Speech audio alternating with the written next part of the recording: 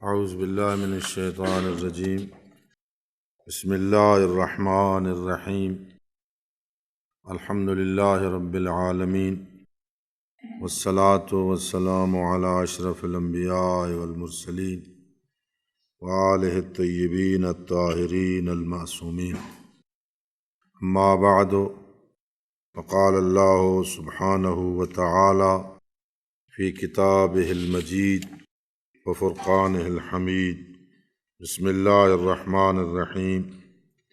وَيَتَفَكَّرُونَ فِي خَلْقِ السَّمَاوَاتِ وَالْأَرْضِ رَبَّنَا مَا خَلَقْتَ هَذَا بَاطِلًا۔ صلوات بر محمد وعلی بیت محمد۔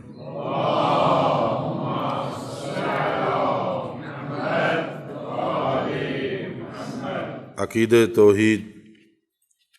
یا خدا کی ذات پر ایمان کے انسانی زندگی پر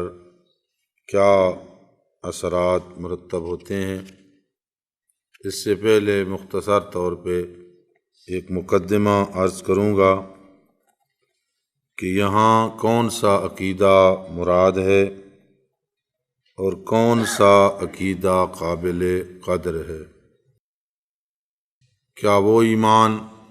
اور وہ عقیدہ جو وقتی اور عارضی ہو وہ یہاں مراد ہے اور اس کے کوئی اثرات مرتب ہوتے ہیں؟ قرآن مجید نے ایمان کی اور عقیدے کی دو صورتیں بیان کی ہیں، ایک وقتی اور عارضی عقیدہ و ایمان اور ایک دائمی اور مستقل۔ مثلاً کبھی کبھی ایسا ہوتا ہے کہ انسان کو جب کوئی خطرہ لاحق ہو اس وقت وہ آوزاری کرتا ہے، خداوند عالم کی ذات کی طرف رجوع کرتا ہے، اس کے دربار میں گڑ گڑاتا ہے، اور جب اس کی پریشانی یا مشکل دور ہو جاتی ہے پھر خداوند عالم کی ذات کو بھول جاتا ہے۔ قرآن مجید نے اس کو ان الفاظ میں بیان کیا، فَإِذَا رَكِبُوا فِي الْفُلْكِ دَعَوُا اللَّهَ مُخْلِصِينَ لَهُ الدِّينَ، جب وہ کشتی پہ سوار ہوتے ہیں اور کشتی ڈوبنے لگتی ہے تو خلوص سے اللہ کی ذات کو پکارتے ہیں اور یاد کرتے ہیں، اور جب وہ ذات ان کو نجات دے کر خشکی میں پہنچا دیتی ہے، فَلَمَّا نَجَّاهُمْ إِلَى الْبَرِّ إِذَا هُمْ يُشْرِكُونَ، جب وہ ان کی مشکل حل ہو جاتی ہے تو وہ شرک کرنے لگتے ہیں۔ یہ عارضی عقیدہ ہے، یہ وقتی عقیدہ اور ایمان ہے۔ کبھی کبھی انسان کا عقیدہ بغیر دلیل کے ہوتا ہے، فقط تقلید، آباء و اجداد کی تقلید،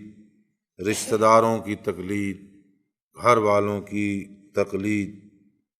اور اس کو قرآن مجید نے ان بت پرستوں کے احوال میں بیان کیا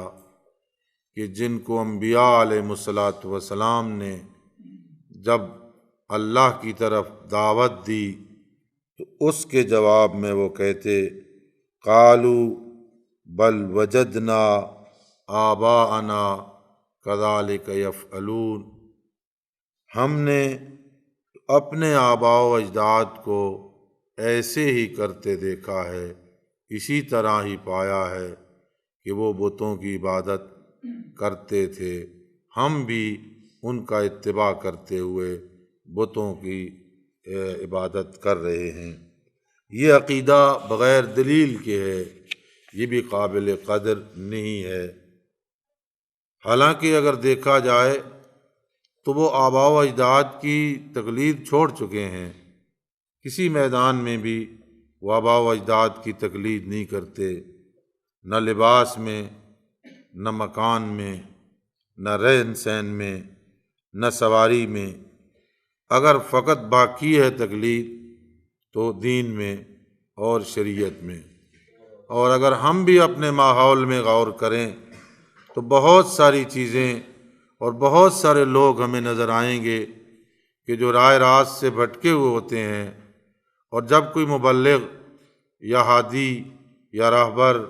یا رہنما یا مبلغ انہیں متوجہ کرتا ہے اور ان کے پاس کوئی جواب نہیں ہوتا تو یہی جواب دیتے ہیں کہ کیا ہمارے آباء و اجداد غلط تھے؟ آپ نے آباء و اجداد کے سارے طور و طریقے چھوڑ دیے، ان کو تو آپ اپنا نہیں رہے، فقط یہی طریقہ اپنا رہے ہیں۔ یہ کوئی عقل مندی نہیں ہے کہ اگر آباء و اجداد جاہل ہوں تو ان کا اتباع کیا جائے، اگر وہ علم نہ رکھتے ہوں اور شریعت سے آگاہ نہ ہوں اور آج آپ نے علم حاصل کر لیا ہے تو آپ بھی انہی کی طرح جاہل بن جائیں۔ اگر وہ غلطی بھی تھے تو آپ کا اس غلط راستے کو اپنانا اور غلط ہوگا۔ شریعت نے اور قرآن نے ایک اور عقیدے کو بھی غیر معیاری قرار دیا، فرمایا وہ عقیدہ جو فقط زبان سے ہو اور دل و جان سے نہ ہو، فقط انسان ظاہری الفاظ کا پابند ہو، اس کا انسانی زندگی پہ کوئی اثر مرتب نہیں ہوتا۔ سورہ حجرات کی آیت نمبر 14 میں فرمایا قالت الاعراب آمنا، بدو کہتے ہیں کہ ہم ایمان لائے ہیں، قل لم تؤمنوا، اے رسول کہہ دیجئے تم ایمان نہیں لائے، ولکن قولوا اسلمنا، بلکہ کہو ہم اسلام لائے ہیں، ولما يدخل الایمان فی قلوبکم، اور ایمان تو ابھی تمہارے دلوں میں داخل ہی نہیں ہوا۔ اس کا مطلب یہ ہے کہ جو ایمان یا جو عقیدہ جس کا زبان سے اظہار ہوتا ہے وہ قابل قدر نہیں ہے، اور وہ عقیدہ بھی، وہ ایمان بھی قابل قدر نہیں ہے جو عمل کے بغیر ہو۔ وہ حقیقت میں بے اثر ایمان ہے، بے اثر عقیدہ ہے کہ جس کے ساتھ عمل نہیں ہے۔ علامہ سید علی نقی رحمۃ اللہ علیہ نے اس کو بڑے اچھے انداز میں بیان کیا کہ وہ ایمان، وہ کیسا ایمان ہے کہ جس پر کوئی اثر مرتب نہیں ہوتا۔ اس کی مثال وہ ایک درخت کی طرح دیتے ہیں، اس کی مثال ایک درخت کی سی مثال ہے کہ ایک ایسا درخت کہ جو تناور ہو، اس کے اوپر شاخیں اور پتے لگے ہوئے ہوں، اگر درخت سرسبز ہے، اس کی شاخیں بھی سرسبز ہیں، ہرا درخت ہے، پتے بھی لگے ہوئے ہیں، تو آپ یقیناً سمجھیں گے کہ اس کی جڑیں سلامت ہیں، جڑیں بھی تر و تازہ ہیں، اور جو خوراک انہیں ملنی چاہیے وہ خوراک حاصل کر رہی ہیں، اور وہ جڑیں زندہ ہیں۔ اگر درخت کی شاخیں خشک ہو چکی ہوں، پتے گر چکے ہوں، تو آپ غور کریں کہ کہیں ایسا تو نہیں اس کی شاخیں بھی خشک ہو کے ختم ہو گئی ہوں۔ وہ فرماتے ہیں اسلام ایک درخت کی مانند ہے، عقیدہ جڑوں کی حیثیت رکھتا ہے، اور عمل و کردار شاخوں اور پتوں کی حیثیت رکھتا ہے۔ اگر اس کی شاخیں سلامت ہیں، پتے سلامت ہیں، اور وہ درخت ہرا بھرا ہے، تو اس کا مطلب یہ ہے کہ اس کی جڑیں بھی سلامت ہوں گی۔ جس انسان کے عقیدے کے اوپر اچھا عمل اور عمل صالح مرتب ہو رہا ہے، یقیناً اس کا ایمان بھی قابل قدر ہے اور ایمان بھی صحیح ہے۔ اور اگر اس ایمان پہ کوئی اثر مرتب نہیں ہو رہا، عمل ظاہر نہیں ہو رہا، عمل سے وہ ظاہر نہیں ہو رہا، اس کا مطلب یہ ہے کہ وہ عقیدہ ہی نہیں ہے۔ حضرت امیر المومنین علی ابن ابی طالب صلوات اللہ وسلم علیہ جو ایمان کی تعریف فرماتے ہیں، فرمایا الایمان هو اقرار باللسان و تصدیق بالجنان و عمل بالارکان۔ ایک مکمل ایمان 3 چیزوں کا نام ہے، زبان سے اقرار ہو، دل سے تصدیق ہو، اور اعضاء و جوارح سے عمل ہو۔ اگر عمل نہیں ہے تو وہ ایمان ایمان ہی نہیں ہے۔ تو جو ایمان قابل قدر ہے، جس کی شریعت نے تعریف کی ہے، وہ یہی ایمان ہے کہ جو دلیل سے ہو، جو سوچ و بچار سے ہو، جو اس لیے انسان مومن نہ ہو کہ میرے آباء و اجداد مومن ہیں یا میرے والدین مومن ہیں میں اس لیے مومن ہوں، بلکہ وہ ہر اصل کی ایک دلیل رکھتا ہو۔ وَيَتَفَكَّرُونَ فِي خَلْقِ السَّمَاوَاتِ وَالْأَرْضِ، وہ زمین و آسمان کی خلقت میں غور و فکر کرتے ہیں اور اپنے پروردگار کے حضور التجا کرتے ہیں، ربنا ما خلقت ھذا باطلا، اے ہمارے پروردگار تو نے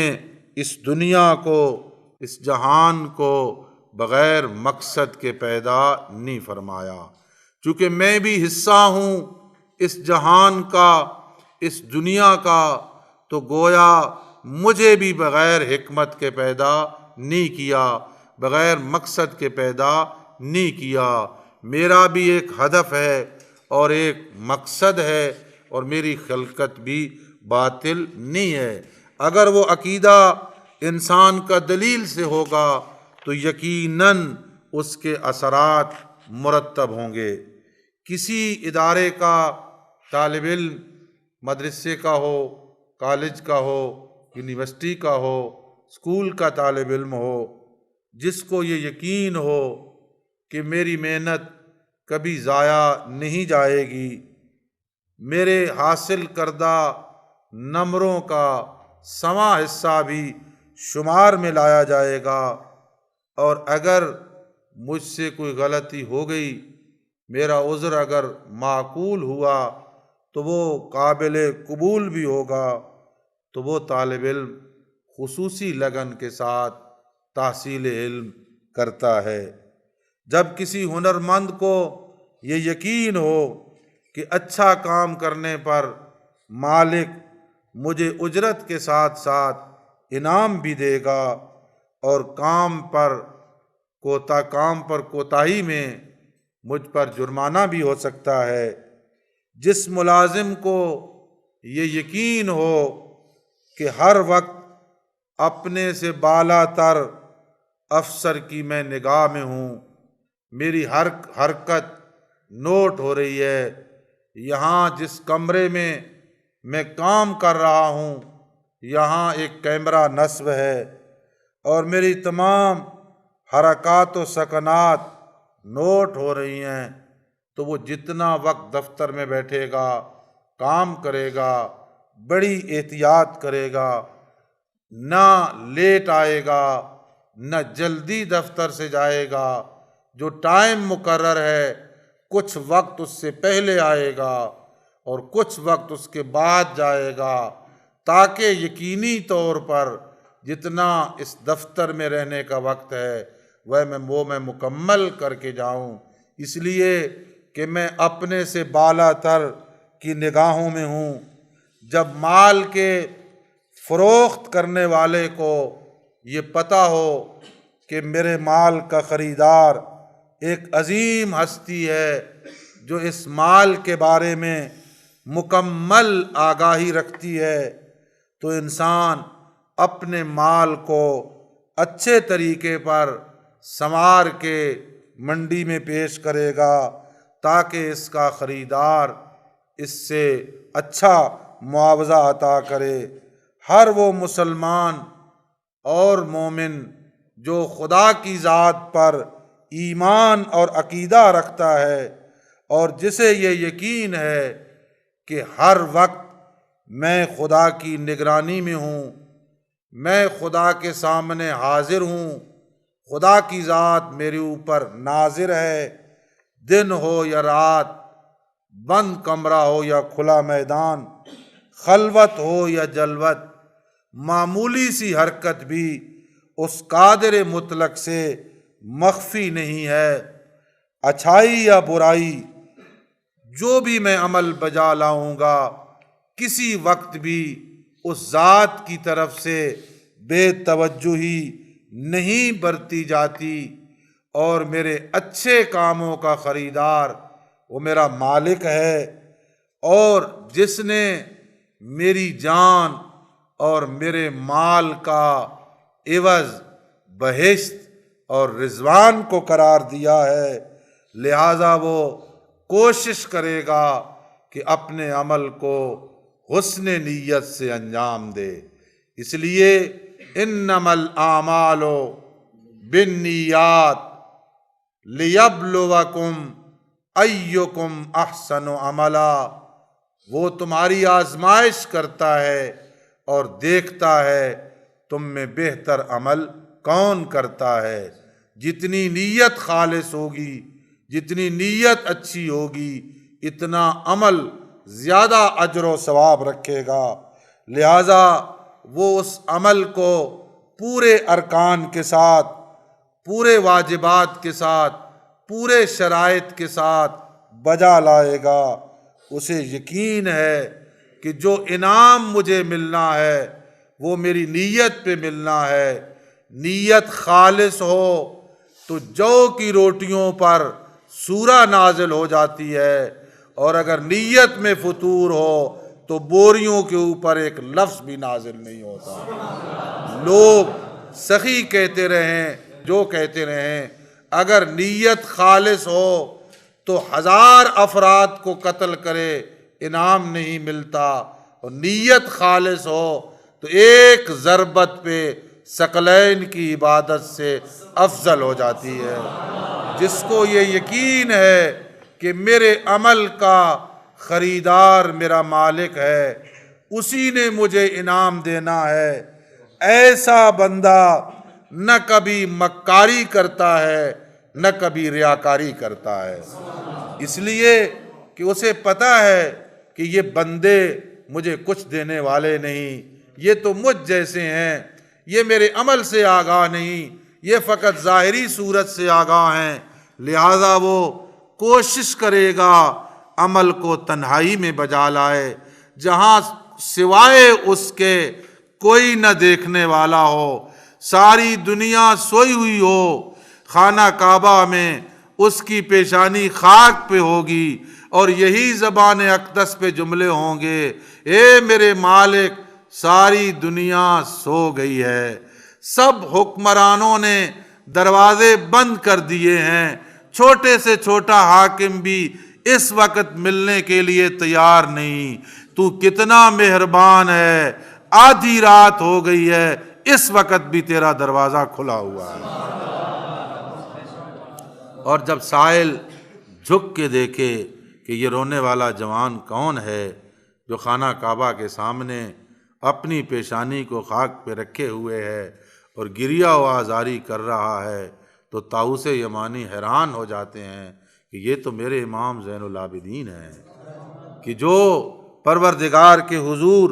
مناجات کر رہے ہیں۔ میں آپ سے ایک سوال کرتا ہوں، ہم طلبہ لوگ اگر ہمیں اپنے استاد کے سامنے 2 رکعت نماز پڑھنی پڑے اور استاد ہمیں کہے کہ آپ میرے سامنے 2 رکعت نماز پڑھیں، تو ہم پوری ذہنی آمادگی کے ساتھ،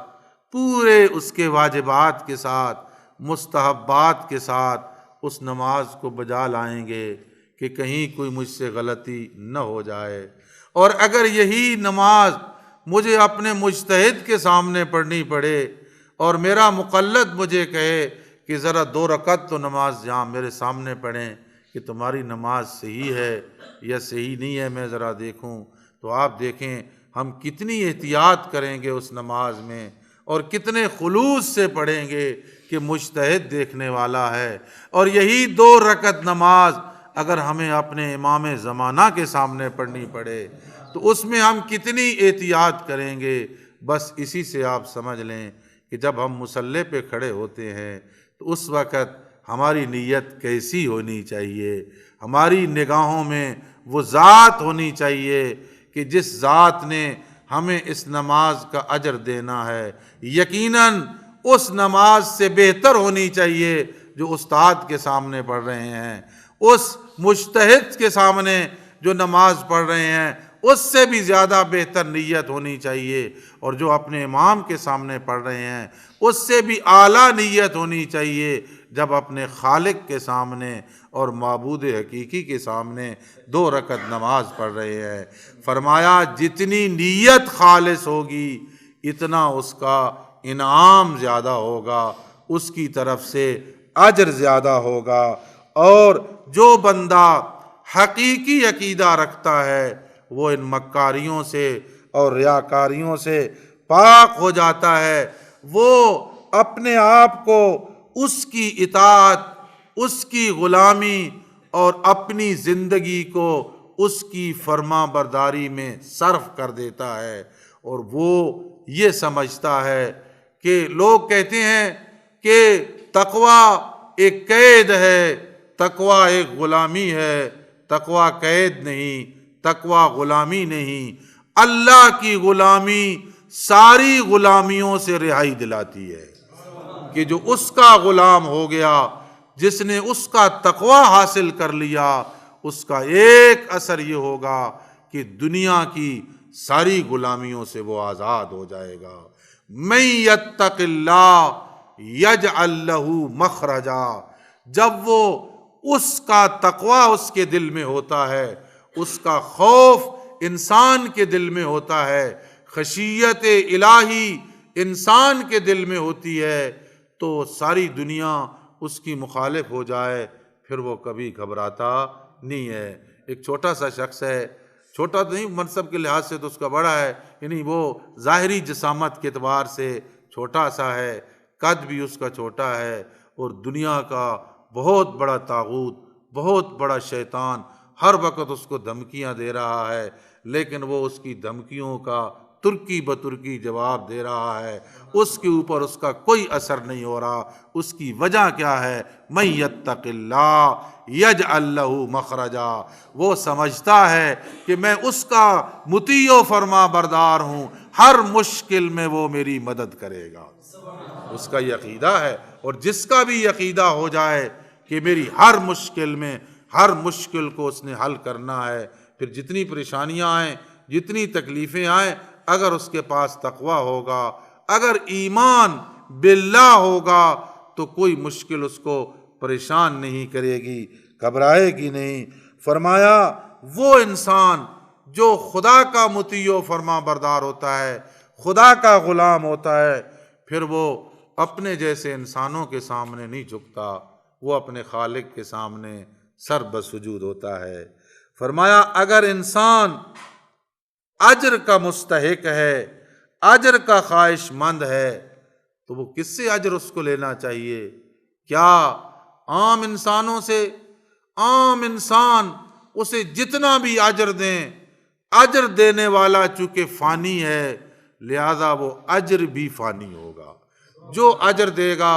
وہ فانی ہوگا، اس لیے کہ عطا کرنے والا فانی ہے۔ اگر آپ چاہتے ہیں کہ آپ کا اجر دائمی ہو، آپ کا اجر ہمیشہ رہنے والا ہو، تو پھر عمل اس کے لیے کریں جو ہمیشہ باقی ہے، وہ ذات جو ہمیشہ باقی ہے، اگر آپ اس کے لیے عمل کریں گے تو وہ ذات جو آپ کو اجر دے گی، وہ اجر فقط اس دنیا میں کام نہیں آئے گا، سب کچھ انسان کو مرنے کے بعد چھوڑ جاتا ہے، مال چھوڑ جاتا ہے، رشتہ دار چھوڑ جاتے ہیں، اگر انسان کے ساتھ ساتھ ہوتا ہے تو اچھا عقیدہ انسان کے ساتھ ہوتا ہے اور اچھا عمل انسان کے ساتھ ہوتا ہے، جو انسان کے قبر میں بھی کام آتا ہے، میدان محشر میں بھی کام آئے گا، عالم برزخ میں بھی کام آئے گا۔ صحیح عقیدہ اور اچھا عمل اس کو جنت میں جا کے پہنچائے گا، اس لیے کہ وہ فنا ہونے والا نہیں ہے، وہ ایسا عوض ہے جو اس ذات نے دیا ہے، جو ذات ہمیشہ باقی ہے اور قائم رہنے والی ذات ہے۔ اور فرمایا خدا پہ ایمان رکھنے والا انسان جو ہمیشہ خدا کی ذات کو یاد کرتا ہے اور خدا کی ذات پہ اس کا ایمان ہے، وہ انسان کبھی پریشان نہیں ہوگا۔ جتنی اس پر مشکلات آئیں گی، تکلیفیں آئیں گی، اس انسان نے کبھی پریشان نہیں ہونا۔ مجھے ایک شخص بتا رہا تھا کہ ہم ایک جیل میں تھے، کچھ مسلمان تھے، کچھ کافر تھے۔ ہم لوگ جو مسلمان تھے، ہم صبح کو اٹھتے، نماز پڑھتے، قرآن کی تلاوت کرتے، بڑے مطمئن ہو جاتے، دن ہمارا بڑے اطمینان سے گزرتا۔ ہمارے ساتھ جیل میں جو کفار تھے، کئی دفعہ ان کو پکڑا گیا کہ وہ دیواروں کے ساتھ ٹکرے مار رہے ہیں، خودکشی کرنے کا ارادہ کر رہے ہیں۔ ہم بڑے مطمئن تھے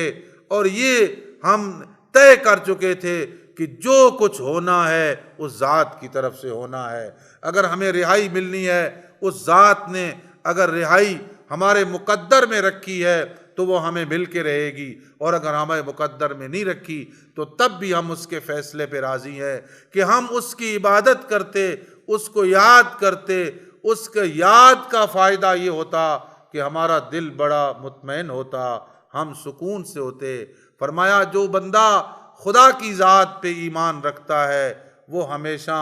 مطمئن زندگی گزارتا ہے، امن سے زندگی گزارتا ہے، سکون سے زندگی گزارتا ہے، اس کو بے چینی کبھی لاحق نہیں ہوتی۔ اس لیے کہ بے چینی،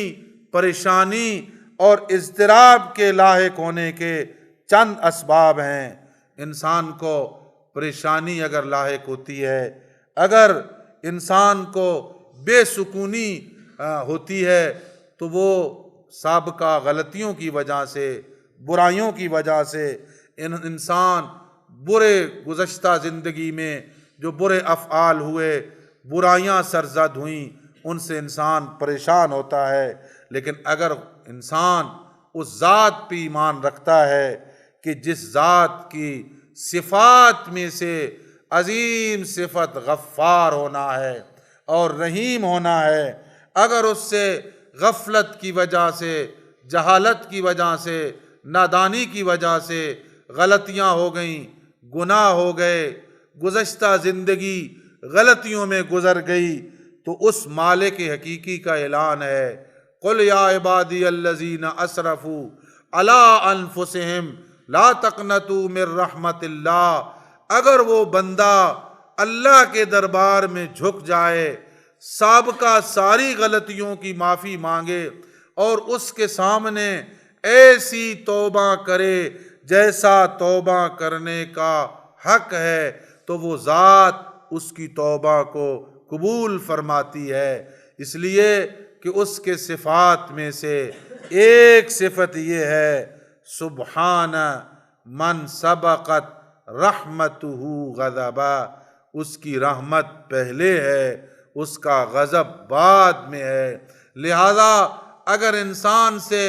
غفلت کی وجہ سے گناہ ہو گئے، غلطیاں ہو گئیں، تو توبہ کا دروازہ کھلا ہے، اس کا اعلان ہے کہ میرے دربار میں آؤ، مجھ سے معافی مانگو، میں تمہارا مہربان خدا ہوں، ادعونی استجب لکم۔ لہذا وہ بندہ جو خدا کی ذات پہ ایمان رکھتا ہے، وہ سابقہ غلطیوں کی وجہ سے پریشان نہیں ہوتا، بے چینی لائق نہیں ہوتی، اللہ کے دربار میں آ کے گزشتہ گناہوں پہ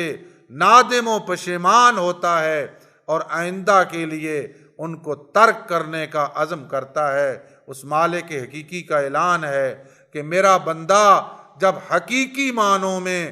مجھ سے توبہ کرے، اس کے جتنے گناہ بھی ہوں، اگر حقیقی معنوں میں توبہ کرتا ہے تو میں اسے ایسے بنا دوں گا جیسے آج ماں کے شکم سے پیدا ہوا ہے۔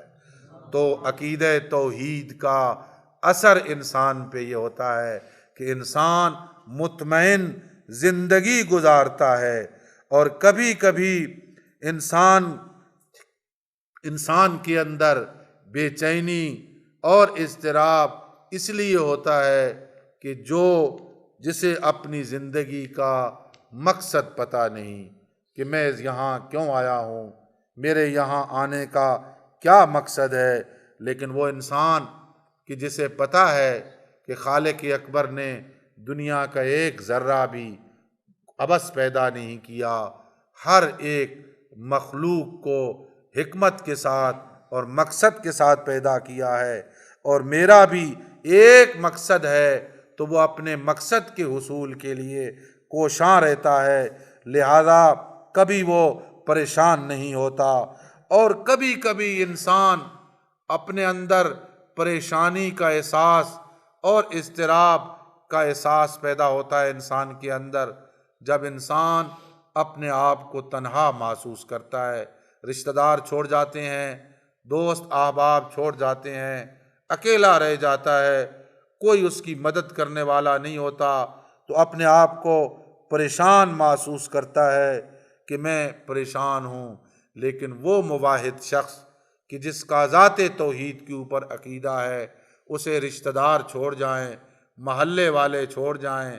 دوست و احباب چھوڑ جائیں، جسے پتہ ہے کہ میرا ساتھی میرا خدا ہے، میرا مددگار میرا خدا ہے، میرا ہمدرد میرا خدا ہے، جو میرا شفیق بھی ہے، بڑا مہربان بھی ہے، میری تمام باتوں کو سنتا بھی ہے اور تمام اعمال کو دیکھتا بھی ہے، میں ہر وقت اس کے سامنے حاضر ہوں، وہ میرے اوپر ناظر ہے، تو ایسا شخص کبھی تنہائی محسوس نہیں کرتا، وہ گھر میں ہو یا سفر میں ہو، وہ بند کمرے میں ہو یا کھلے میدان میں ہو، اسے یقین ہے کہ میرا خدا میرے سامنے ہے۔ اور اگر آپ اس کو یقین کی حد تک ملاحظہ کرنا چاہیں تو توحید کے مثالی ہیرو حضرت ابراہیم علیہ السلام کو دیکھیں کہ جنہوں نے اپنے فرائض منصبی میں خدا کی اطاعت اور کاملاً فرما برداری کی، کوئی رکاوٹ ان کا رستہ نہ روک سکی، باوجود اس کے کہ وہ تنہا تھے، اکیلے تھے، ساری دنیا مخالف تھی، تمام آزمائشوں میں کامیاب رہے، تنہا ہونے کے باوجود کبھی اضطراب نہ ہوا، پریشانی لاحق نہ ہوئی، حتیٰ کہ اس وقت کہ جب اتنی بڑی آگ جلائی گئی کہ جس آگ کے آج بھی اثرات ایک ٹیلے کی صورت میں موجود ہیں اور اس کو تلہ نمرودی کہا جاتا ہے، اور جب آپ اس کی تفصیل معلوم کریں عراق کی سرزمین میں تو لوگ آپ کو بتائیں گے کہ یہ اس آگ کی راکھ کا ڈھیر ہے جو ابراہیم علیہ السلام کے لیے جلائی گئی تھی۔ اتنی بڑی آگ جب جل رہی تھی ابراہیم علیہ السلام کے لیے، ایک بندے کو جلانے کے لیے 2-4 من 10 من لکڑیاں کافی تھیں، 1 سال تک لکڑیاں اکٹھی ہوتی رہیں۔ اس کا مقصد یہ ہے کہ فقط ابراہیم علیہ السلام کو جلانا مقصود نہیں تھا، ابراہیم علیہ السلام کے عقیدے میں تزلزل پیدا کرنا مقصود تھا کہ ابراہیم دیکھیں گے، گھبرا جائیں گے، خوف زدہ ہو جائیں گے، فوراً کہیں گے میں اس تحریک سے ہاتھ اٹھاتا ہوں، ہم بھی معافی دے دیں گے۔ آگ جلتی رہی، جلائی گئی، تیاریاں ہوتی رہیں، ابراہیم علیہ السلام کو منجنیق میں ڈال کے آگ کے قریب، آگ کے اندر بھیجنے کی تیاریاں مکمل ہو چکی ہیں۔ ابراہیم علیہ السلام کا عقیدہ پختہ رہا، مستحکم رہا، کوئی پریشانی لاحق نہیں ہوئی، کوئی اضطراب لاحق نہ ہوا، کوئی اس وقت جبریل امین تڑپا اور عرض کیا پروردگارا یہی ایک تیرا بندہ ہے جو تیرا نام لیتا ہے روئے زمین پر، جسے آگ میں ڈالا جا رہا ہے اور اس کی مدد کرنے والا کوئی نہیں۔ فرمایا جاؤ، اگر ابراہیم نبی کو تمہاری مدد کی ضرورت ہے جاؤ ابراہیم کی مدد کرو۔ جبریل آئے، سلام کیا، کہا ابراہیم مدد کی ضرورت ہے؟ فرمایا ہاں مدد کی ضرورت ہے مگر تیری نہیں۔ کہا کس کی مدد کی ضرورت ہے؟ کہا اس کی مدد کی ضرورت ہے جس کے عشق میں میں جلایا جا رہا ہوں۔ تو پھر ابراہیم دعا مانگو، لمبے لمبے ہاتھ کر کے، پہلے عربی میں، پھر اردو میں، پھر پنجابی میں۔ آپ دیکھیں گے کچھ لوگ جب نماز پڑھتے ہیں اور نماز کے بعد دعا کرتے ہیں تو وہ بھی بات گویا خدا کو سمجھانے کی کوشش کرتے ہیں، عربی میں ہاتھوں سے یوں اشارے کر کے، خاموش کیوں بیٹھے ہو، دعا مانگو، دعا کرو، گڑ گڑاؤ، التجا کرو۔ فرمایا وہ دیکھ نہیں رہا، دیکھ تو رہا ہے، بچانا چاہے گا بچا لے گا، نہیں بچانا چاہے گا تو ابراہیم کو بھی اس کے عشق میں جل جانا منظور ہے۔ اگر وہ چاہتا ہے کہ ابراہیم اس کے عشق میں جل جائے تو یہ ابراہیم نبی کو منظور۔ اکیلے تھے، کیا وجہ تھی کہ ابراہیم کو وہ نہ پریشان کر سکے نہ مضطرب کر سکے؟ ابراہیم کا ایمان اتنا پختہ تھا ذات توحید پہ، اور جب انہوں نے آگ میں ڈالا تو یہ دشمن کی زبان سے جملہ نکلا کہ لگتا ہے ابراہیم کا ابراہیم کے خدا کے ہاں عظیم مقام ہے، کہ آج آگ کے شعلوں میں ابراہیم بیٹھے ہوئے ہیں اور آگ ابراہیم نبی کو کوئی نقصان نہ پہنچا سکی۔ تو فرمایا ایک اور امتحان اللہ تعالیٰ کی ذات نے ابراہیم نبی کا لیا۔ 100 سال کی عمر میں بچہ ملا، بچے کی ولادت ہوئی، اور جب وہ نوجوان ہوا، جب کام کرنے کے قابل ہوا تو خالق اکبر کا حکم ہوا کہ بیٹے کو ذبح کرو۔ ابراہیم نبی نے بغیر شک کے، بغیر تردید، بغیر کسی عذر کے اللہ تعالیٰ کے حکم کی اطاعت کی اور محبت پر فرض الہی کو مقدم سمجھا۔ ایک طرف بیٹے کی محبت تھی، ایک طرف اللہ کا حکم تھا۔ یہ ذہن میں رہے کہ جو خواب نبی کا ہوتا ہے یا امام کا ہوتا ہے وہ حجت ہوتا ہے، ہمارے خواب کوئی حجت نہیں ہوتے۔ ہمارے خواب دن کے خیالات ہوتے ہیں، دن کے کام ہوتے ہیں، کہ کسی کو کوئی خواب آئے تو وہ اس کے اوپر عمل کرنا شروع کر دے، یہ ہمارا خواب کوئی حجت نہیں ہوتا۔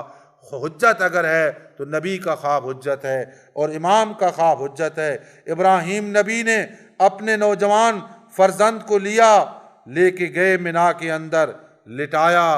گردن پہ چھری رکھی اور ارشاد پروردگار ہوا، وَنَادَيْنَاهُ أَن يَا إِبْرَاهِيمُ قَدْ صَدَّقْتَ الرُّؤْيَا۔ اللہ تعالیٰ کی ذات کا ارشاد ہے، ہم نے ندا دی، اے ابراہیم تو نے اپنا خواب سچ کر دکھایا، جو تجھے حکم تھا تو نے اس کی اطاعت کر دی۔ فرمایا اِنَّا كَذَلِكَ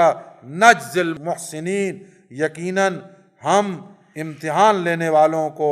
اور نیکی کرنے والوں کو اسی طرح جزا دیتے ہیں۔ اِنَّ هَذَا لَهُوَ الْبَلَاءُ الْمُبِينُ، بے شک یہ بہت بڑا امتحان تھا، بہت بڑی آزمائش تھی۔ کبھی انسان اس لیے بے چین ہوتا ہے، پریشان ہوتا ہے کہ وہ سب کو خوش نہیں کر سکتا۔ لوگ ظاہر ہے جس ماحول میں رہ رہا ہے، کوئی اس سے ناراض ہوں گے، کوئی اس سے خوش ہوں گے، وہ پریشان ہوتا ہے جب اسے پتہ چلتا ہے کہ فلاں بندہ مجھ سے ناراض ہے، فلاں جماعت مجھ سے ناراض ہے، حالانکہ وہ حق پہ ہوتا ہے، باطل پہ نہیں ہوتا، لیکن لوگ اس سے خواہ مخواہ ناراض ہوتے ہیں۔ لیکن ایک موحد شخص جو خدا کی ذات پہ ایمان رکھتا ہے، اس کو لوگوں کی پرواہ نہیں ہوتی، اس کو فقط اس کی پرواہ ہوتی ہے کہ میرا مالک میرے اوپر راضی ہے یا راضی نہیں ہے۔ اگر خدا کی ذات راضی ہے تو وہ خدا کی ذات کو خوش کرتا ہے، اور اگر سارا زمانہ اس سے ناراض ہو، سارے لوگ اس سے ناراض ہوں تو اسے اس کی کوئی پرواہ نہیں ہوتی، بلکہ وہ تو اس کا مصداق ہوتا ہے۔ توحید تو یہ ہے کہ خدا حشر میں کہہ دے یہ بندہ دو عالم سے خفا میرے لیے ہے۔ وآخر دعوانا ان الحمد للہ رب العالمین، وصلی اللہ علی محمد وآلہ الطیبین الطاہرین المعصومین۔